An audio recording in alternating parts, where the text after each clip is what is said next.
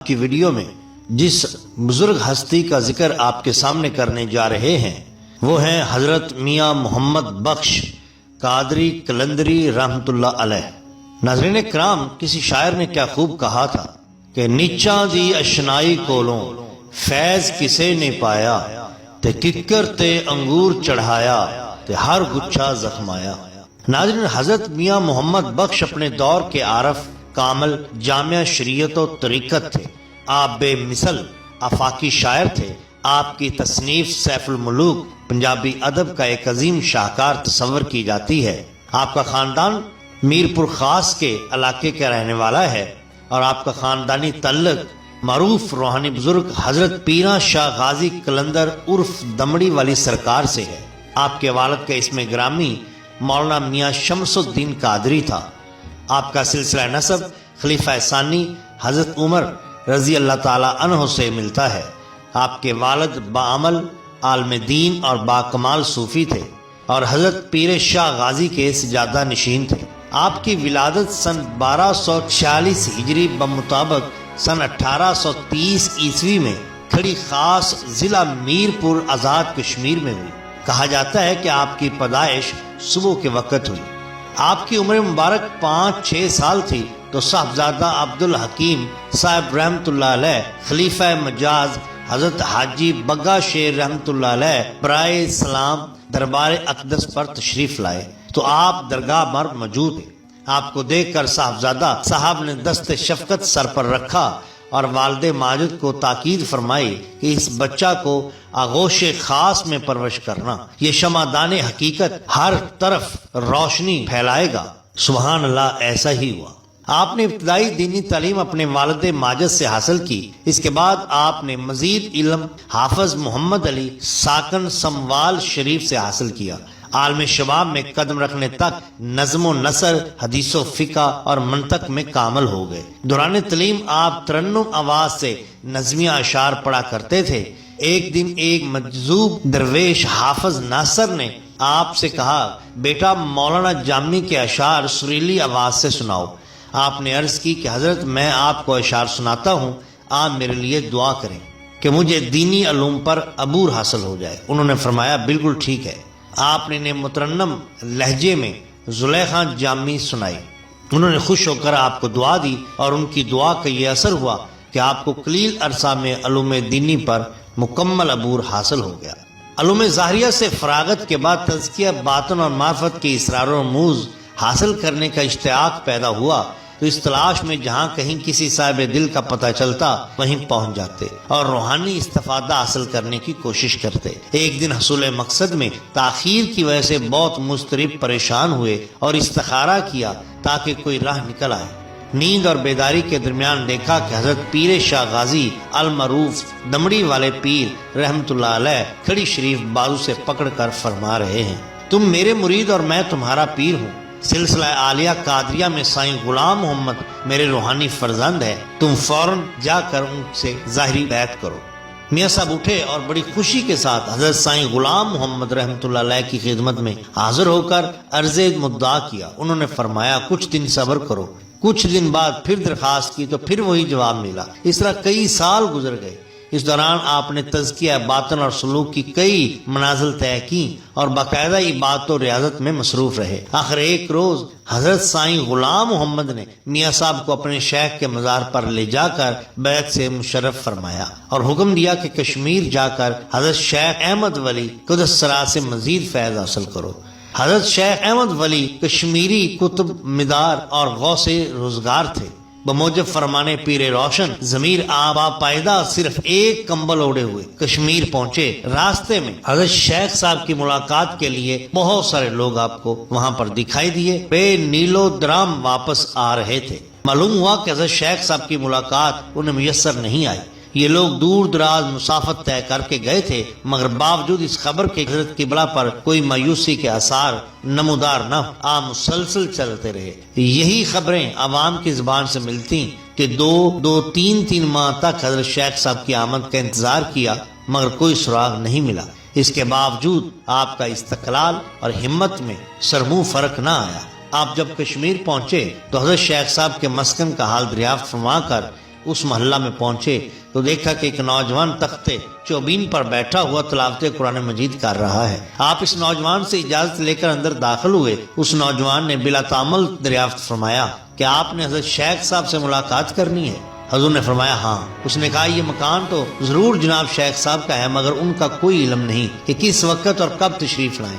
1 یا 2 ماہ میں اچانک تشریف لے آتے ہیں، مگر دن یا وقت تشریف آوری کا کوئی پتہ نہیں ہوتا۔ حضرت خاموش ہو گئے اور اسی خیال میں تھے کہ اب کیا چارہ کیا جائے۔ نگاہ بیرونی دروازے سے ایک بزرگ نورانی صورت دست حق پرست میں عصا لیے ہوئے بما ایک ہمرائی کے اندر تشریف لائے، اور تشریف لاتے ہی حضرت قبلہ سے اس طرح متوجہ ہوئے جیسے کوئی درینہ شخص بڑے پرتپاک انداز سے ملاقات کرتا ہے۔ حضرت قبلہ نے فوراً اپنی خداداد ذہانت سے بھانپ لیا، یہی تو در مقصود ہے جس کی تجسس میں اتنا سفر اختیار کیا۔ حضرت شیخ مصروف ہو گئے، جس پر حضرت قبلہ نے اپنے مسکن مبارک ارشاد فرمایا۔ جب حضرت شیخ صاحب نے حضرت جناب غازی قلندر پیر دمڑی والی کا اسم مبارک سنا، اشارتن سر خم ہو کر کلام تعظیم من متکلم ہوئے اور حضرت قبلہ کے شانہ مبارک پر اپنا ہاتھ رکھ کر ارشاد فرمایا، زیرک ہستی، آپ باپ برنا تھے، تہبند کرتا اور ایک کمبل سے برتن تھا۔ حضرت شیخ نے اپنی جیب میں ہاتھ ڈالا اور چند درم رائج الوقت نکال کر پیش کیے۔ ارشاد فرمایا کہ کوچہ ہے کشمیر گندے ہیں اور آپ پرہیزگار اور متقی پابند و صوم صلات ہیں۔ چپل ہائے جو آج قسم خس و خاشاک اس علاقے میں کوستانی لوگ استعمال کرتے ہیں، یعنی کہ گھاس کے بنے ہوئے جوتے جو وہاں کے لوگ استعمال کرتے تھے، بازار سے خرید کر پہن لیں تاکہ آپ کے پاؤں مبارک آلودگی سے محفوظ رہیں۔ حضرت قبلہ نے انکار بسیار فرمایا، لیکن حضرت شیخ صاحب کے متواتر اصرار پر قبول فرما لیے اور ساتھ ہی اجازت طلب فرمائی کہ مبادہ دیگر بار ملاقات نہ ہو سکے، یعنی شاید ایسا ہو کہ دوبارہ ملاقات نہ ہو سکے۔ اس پر حضرت شیخ صاحب نے ارشاد فرمایا، جس وقت مراجعت وطن کا ارادہ ہو تو یہاں تشریف لائیے گا، انشاءاللہ ملاقات ہو جائے گی۔ اس کے بعد حضرت شیخ صاحب وہاں اس مرد ہمرائی کے تشریف لے گئے۔ آپ وہاں سے کشمیر میں ایک اور مقام پر تشریف لے گئے اور تقریباً 1 ماہ کشمیر میں یاد الہی میں گزارا۔ آخر کار جب واپسی کا ارادہ فرمایا تو جناب شیخ احمد ولی رحمۃ اللہ علیہ کے مکان پر تشریف لائے۔ دیکھا وہی نوجوان تخت چوبین پر بدستور بیٹھا تلاوت قرآن پاک میں مشغول ہے۔ اس کی اجازت سے اندر داخل ہوئے۔ مان حضرت شیخ صاحب اسی انداز سے تشریف لائے اور آپ کا ہاتھ پکڑ کر ایک تہ خانہ میں تشریف لے گئے۔ دروازہ بند فرما دیا اور آپ باطنی توجہ فرماتے رہے۔ کچھ دیر بعد فرمایا کہ اللہ تعالیٰ نے تمہارے باطن کو روحانیت سے بھر دیا ہے، اب جاؤ اور ہر کام میں اس کی رضا بجا لاؤ۔ آخر آپ ان کی دعائیں لیتے ہوئے شیخ احمد ولی سے رخصت ہو گئے۔ اس کے بعد جنگلوں ویرانوں صحران وردی فرمائی۔ کئی روز مجاہدہ و مراقبہ میں گزار جاتے۔ خورش و پوپش کا یہ حال تھا کہ 2 3 دن روز تک پانی سے بھی پرہیز تھا۔ شوق ذوق اور ولولہ حیرت انگیز تھا۔ جو آدمی اس دوران میں آپ کی طرف دیکھتا متزلل ہو جاتا، اور ان دنوں حضرت قبلہ سے کسی کو یارائے متکلم نہ تھا، یعنی کوئی آپ سے کلام کرنے کی جرت نہ کرتا تھا۔ حضرت قبلہ کے قلب مبارک میں بیشتر حصہ آتش عشق کا ودیت تھا۔ حضرت اسد العصا کرل مغازی شیر خدا حضرت پیر دمڑی والا توجہ سے اس قدر شعلہ زن ہوا کہ آج سمکتا سما آپ کی آہ و فنان کا طوفان برپا ہو گیا۔ ان کے ہر طرف آپ کا چرچا، آپ کے جذبات شاعرانہ قلب مبارک میں پہلے سے ہی موزن تھے۔ جب عشق حقیقی نے جوش مارا پھر تو ایک لفظ اور ایک حرف تیرے با تاثیر ہو گیا۔ چند سال بعد حضرت پیر روشن ضمیر سے ارشاد ہوا تو آپ نے ہاتھا دربار میں ایک چھپر تیار کروا دیا اور اس میں شب و روز امامت گزارتے، جس کی مدت 14 سال کے قریب ہے۔ بات مجازی رمز حقانی تے ون ونا دی کاٹی، سفر العشق کتاب بنائی، سیف چھپی وچ لاٹھی۔ آپ کا قصیدہ غوثیہ شریف کے ورد نماز مغرب اور عشاء کے درمیان تھا۔ اس ورد کے وقت کوئی بھی شخص حضور کے گرد نہیں جا سکتا تھا، بلکہ اور رادت وظائف کے بعد جب تک حضور خود نہ بلاتے کوئی شخص حاضر ہونے کی جرت نہیں کر سکتا تھا۔ حضرت غازی قلندر پیر دمڑی والا کی ڈیوڑی میں ایک تہ خانہ کوئی 3 فٹ زمین سے گہرا تیار کروایا ہوا تھا، جس میں آپ بعد از فراغت نماز صبح تشریف رکھتے اور مراقبہ نصف دن سے بھی زیادہ خرچ ہو جاتا۔ یہ خلوت خانہ اب تک بھی مرجع خلائق ہے۔ ایک دفعہ کا ذکر ہے کہ حضرت قبلہ غریب نواز قاضی سلطان محمود اوانی رحمۃ اللہ علیہ دربار اقدس پر موجود تھے تو ایک خادم خاص بابا نور داد سکنا موزہ پور حضور قبلہ کو سہارا دے رہا تھا جب آپ روزہ اطہر سے باہر تشریف لا رہے تھے۔ ایک دفعہ زمین مقدس سے اٹھے تو آپ گر پڑے۔ بابا نور داد صاحب دوڑ کر حضور کے سہارا دے کر اٹھانے لگے تو آپ نے برہم ہو کر فرمایا ہٹ جاؤ، پھر وہ ہٹ گئے۔ حضور نے دوبارہ اٹھنے کی کوشش کی، پھر فرتے شوق سے گر پڑے۔ پھر بابا نور داد صاحب نے دوڑ کر حضرت کو اٹھانا چاہا، پھر آپ نے فرمایا ہٹ جاؤ، پھر وہ ہٹ گئے۔ تیسری مرتبہ پھر حضور نے اٹھنے کی کوشش کی تو پھر گر پڑے۔ پھر بابا نور داد صاحب دوڑ کر نزدیک گئے تو پھر حضور نے بشرائے سابق ارشاد فرمایا کہ ہٹ جاؤ۔ بارے چہارم 4 بار پھر حضور نے اٹھنے چاہا تو پھر گر پڑے۔ اب کی دفعہ سابقہ غصہ کے تحت بابا نور داد صاحب کھڑے رہے اور نزدیک آنے کی کوشش خود ہی نہ کی۔ اس پر حضور نے غصہ سے فرمایا میرا تماشا دیکھتے ہو اور اٹھاتے نہیں ہو۔ اس پر حضرت کبریٰ عالم قاضی صاحب رحمۃ اللہ علیہ نے معمولی سا تبسم فرمایا اور پھر بے اختیار زارو قطار رونے لگے۔ غازی قلندر پیرو مری والا نے حضور اقدس کے روزہ کی جانب دیکھ کر ارشاد فرمایا ایسے خادم کے ساتھ ایسا معاملہ جس پر ازرائے کشف حضرت قبلہ عالم قاضی صاحب رحمۃ اللہ کا ارشاد ہوا۔ ایک دفعہ حضور آستانہ مبارک عالیہ دیوان شریف تشریف لے گئے۔ حضرت قادر بخش صاحب سکنا دھنی شریف، حاجی صاحب کرم داد صاحب، حاجی حافظ کرم داد صاحب کے والد بزرگوار آپ کے ہمراہ تھے۔ راستے میں ایک گاؤں جس کا نام دلاور پور ہے، شام ہو گئی اور وہاں ہی اقامت گزی ہونے کے متعلق حکم فرمایا اور حافظ صاحب کو ارشاد فرمایا گھوڑی چودھریوں کی بیٹھک میں لے جاؤ اور خود مسجد میں تشریف لے گئے۔ حافظ صاحب حضرت گھوڑی لے کر چودھریوں کی بیٹھک میں گئے۔ وہ بازی چوپٹ کے کھیل رہے تھے، انہوں نے کوئی توجہ نہ کی۔ اس پہ حافظ صاحب بھی کبیدہ خاطر ہوئے اور مسجد میں گئے۔ نماز سے فارغ ہو کر ایک شخص نے حافظ صاحب کی طرف دیکھا اور عرض کی کہ حضرت آپ کچھ پڑھے لکھے معلوم ہوتے ہیں، ذرا ہمارے گھر تک قدم رنجا فرمائیے۔ اس جگہ میں نے 11ویں شریف جو اکثر لوگ روٹیاں گھی اور کندا میں آمیختہ کر کے بناتے تھے، جس کو چورما کہتے تھے، تیار کیا ہوا تھا۔ آپ ختم شریف کہیں۔ حافظ صاحب بخوشی اس کے گھر تشریف لے گئے اور ختم پڑھا۔ اس شخص نے چورما حافظ صاحب کو دیا اور ساتھ ہی عرض کی کہ کس کے گھر ٹھہرے ہوئے ہیں۔ حافظ صاحب نے تمام ماجرا اس کو سنا دیا کہ ہم مسافر ہیں، رات بسر کرنے کی غرض سے چودھریوں کے دیوان خانے پر گئے تھے، مگر انہوں نے کوئی بھی التفات نہ کی۔ چونکہ حضرت قبلہ نے اپنے نام و نشان بتانے سے حافظ صاحب کو منع فرمایا تھا، اس لیے حافظ صاحب نے حضرت قبلہ کا اسم مبارک نہ بتایا اور صرف مسافر ہی کی شخصیت ظاہر کی۔ وہ چورما لے کر حافظ صاحب مسجد تشریف لائے، حضرت کی خدمت میں چورما پیش کیا۔ آپ نے 1-2 نوالے سرکار اشرف البلاد کا شکریہ ادا کرتے ہوئے تناول فرمائے اور ساتھ ہی ارشاد فرمایا کہ اے غریب النواز، گھر باہر وطن سفر میں حضور کا دیا ہوا رزق نصیب ہوتا ہے۔ مسجد کے دروازہ میں وہ شخص کھڑا تھا، اس نے حافظ صاحب کو عرض کی کہ اگر میرے غریب خانہ پر تشریف لے چلیں تو عین سعادت ہوگی۔ کچھ حافظ صاحب کے ختم پڑھنے سے بھی وہ مانوس ہو گیا اور حیران تھا کہ یہ بزرگ اپنا نام نشان کیوں نہیں بتاتے۔ وہ دل میں سمجھ گیا کہ یہ بزرگ کو بلند شخصیت ہے جو نام و نشان بتاتے نہیں۔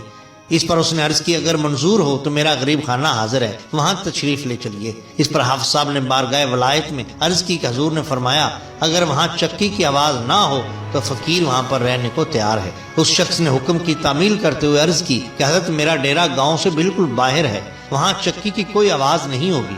حضور نے فرمایا ٹھیک ہے۔ وہ شخص رات کو خدمت اقدس میں مصروف ہو گیا۔ صبح جب حضور تشریف لے چلے، وہ شخص دست بدستہ ہمراہ راستے میں چپکے سے حافظ صاحب نے اس شخص کے کان میں حضرت کا پتہ بتا دیا۔ پھر تو وہ زارو قطار رونے لگا اور نہایت عجز و انکسار سے عرض کی کہ حضرت مجھ کو رات کے وقت کیوں نہیں بتایا؟ ایک جلیل المرتبت ولایت غریب مفلس گدھا پر رونق روز ہے اور میں نے کوئی خدمت بھی نہیں کی۔ اس پر حضور نے دست شفقت اس شخص کے سر پر رکھا اور دعا فرمائی۔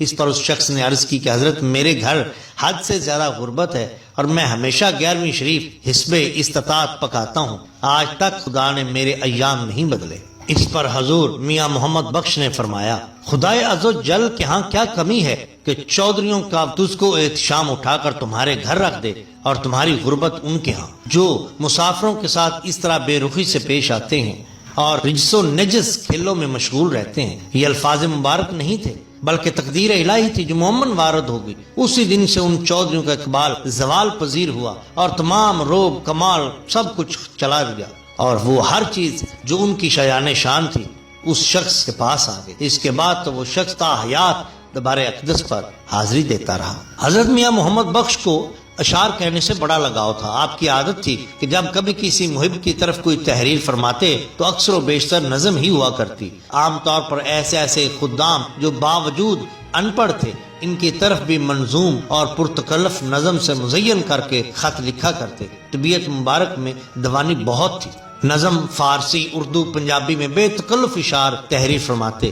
عربی نظم و نثر میں بھی حضور کو ید طولہ حاصل تھا، مگر اس کا اتفاق کم ہوا کرتا تھا۔ آپ کے اشعار کو اگر بنظر غور مطالعہ کیا جائے تو ایک ایک حرف اور ایک ایک نقطہ مشل راہ اور نشتر کی مانند ہے۔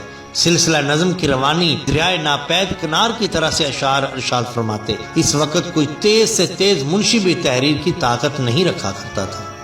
حضرت میاں صاحب سے متعدد تصانیف یادگار ہیں جو ان کے علمی تجربے، عقیدت کی پختگی، حسن عقیدت کی فراوانی، قدرت کلام اور فی البدیع شعر گوئی پر شاہد عادل ہیں۔ آپ کی مشہور تصانیف کے نام یہ ہیں: تحفۃ الرسولیہ، گلزار فکر، کرامات غوث اعظم، تحفہ میرا، قصہ شیخ سنان شاہ منصور، نیرنگ عشق، مرزا صاحبہ، سونی مہیوال، سیف الملوک، تذکرہ۔ ان میں سب سے زیادہ مشہور اور مقبولیت آپ کی تصنیف سیف الملوک کو حاصل ہوئی، جو آج بھی لاکھوں دلوں کی دھڑکن ہے، اور خطہ پوٹھوہار میں قریباً تمام مرد و زن اسے بڑی عقیدت و محبت سے پڑھتے ہیں۔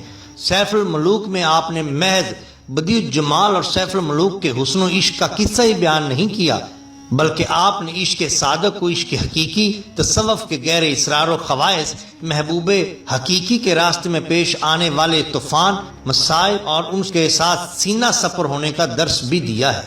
میاں صاحب واضح طور پر یہ تاثر دینا چاہتے ہیں کہ سیف الملوک ایسا مجازی عاشق بے پناہ مصیبتوں سے دوچار ہوتا ہے، اس کے باوجود اس کی ثابت قدمی میں فرق نہیں پڑتا اور بالآخر حصول مقصد میں کامیاب ہو جاتا ہے۔ عاشق حقیقی کو تو اس سے بھی زیادہ ہمت اور استقلال کا ثبوت دینا چاہیے اور کسی بڑی سے بڑی مصیبت کو خاطر میں لائے بغیر راہ طلب میں گامزن رہنا چاہیے۔ میاں صاحب کا کلام اسرار معرفت کے عام فہم تشریح ہے۔ اس سے اسی وقت استفادہ کیا جا سکتا ہے جب اللہ تعالیٰ کی معرفت کو مقصود قلب و نظر بنا کر پڑھا جائے، ورنہ محض قصہ پڑھ لینے سے دل بہلانے کے علاوہ اور کیا حاصل ہو سکتا ہے۔ ناظرین کرام، آپ کا وصال مبارک، آپ کا وصال 7 ذی الحجہ سن 1324 ہجری کو ہوا۔ آپ کی نماز جنازہ حافظ مطیع اللہ نے پڑھائی اور آپ کو حضرت پیر شاہ غازی کی درگاہ کے احاطہ میں دفن کیا گیا۔ آپ کا مزار اقدس کھڑی شریف میر پور آزاد میں آج بھی مرجع خلائق بنا ہوا ہے۔ ناظرین، یہ واقعات ہم نے تذکرہ اکابر اہل سنت از مولانا محمد اشرف قادری اور دباچہ سیف الملوک مطبوعہ محکمہ اوقاف آزاد کشمیر سے لیے ہیں۔ ناظرین، اگر آپ کو ہماری یہ ویڈیو پسند آئی ہو تو لائک کیجئے، سبسکرائب کیجئے ہمارے چینل دا باٹم لائن کو، تاکہ ہم آپ کے لیے اور بھی بہترین ویڈیوز لا سکیں۔ اپنے دوستوں کا، گرد و نواح کے لوگوں کا بہت خیال رکھیے۔ اللہ اور اللہ کے رسول صلی اللہ علیہ وسلم سے بہت بہت محبت کیجئے۔ آپ کا بہت شکریہ۔ اللہ حافظ۔